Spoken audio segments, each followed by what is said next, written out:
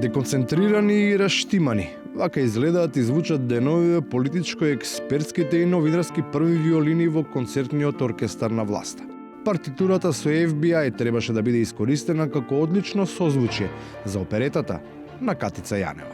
Аналитичарите во земјава сметаат дека настаните во САД сосема се идентични со она што специјалното јавно обвинителство го работи во Македонија. Со својата работа, свесно или не, заземаат политичка страна и помагаат една политичка опција.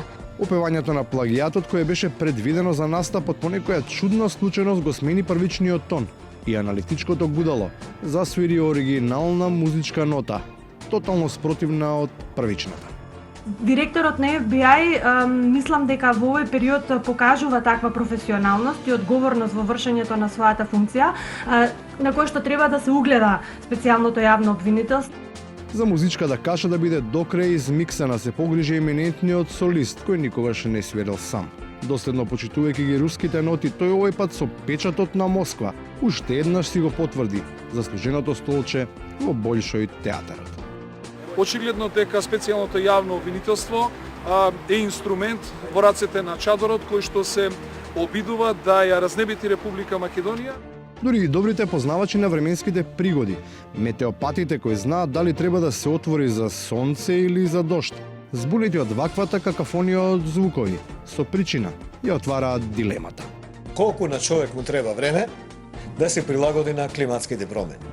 Ова прашање веројатно се уште не си го поставил првиот човек на комуналното од Крива Паланка, кој од сметката на предпријатието со народни пари беше купил фен и пегла за коса.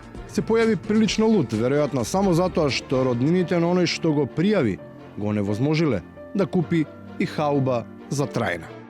Јавно го прашувам господин Бојанчо Мицевски, со кое лице излегува на прес и зборува за народни пари кога неговите внуци, како правно лице во моментот должат околу 90.000 денари по основ на неплатени комунални услуги.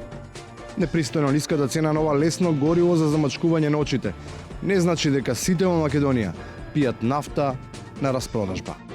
Многу е популарно спремањето на зимници, а при спремањето на зимници неминовно се користи есенција или оцетна киселина, и тоа концентрирана оцетна киселина. Таа исто така е прилично популарна во овој период. А како и не би била кога се нема ништо друго при рака, кога ќе се чуе информацијата за нов, грандиозен проект со кој се освојуваат срцата на гласачите. Планираме да поставиме 11 сребрени стативи за велосипеди во 8 населени места низ територијата на општина Новаци, и тоа по еден во Бач, Далбеговци, Гермијан, Добромири, Живојно и Рибарци, додека во Новаци 4. И на крајот, како потврда дека ги достигнуваме височините.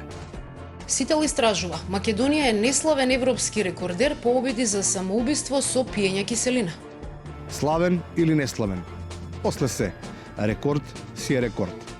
Нека е на здравие.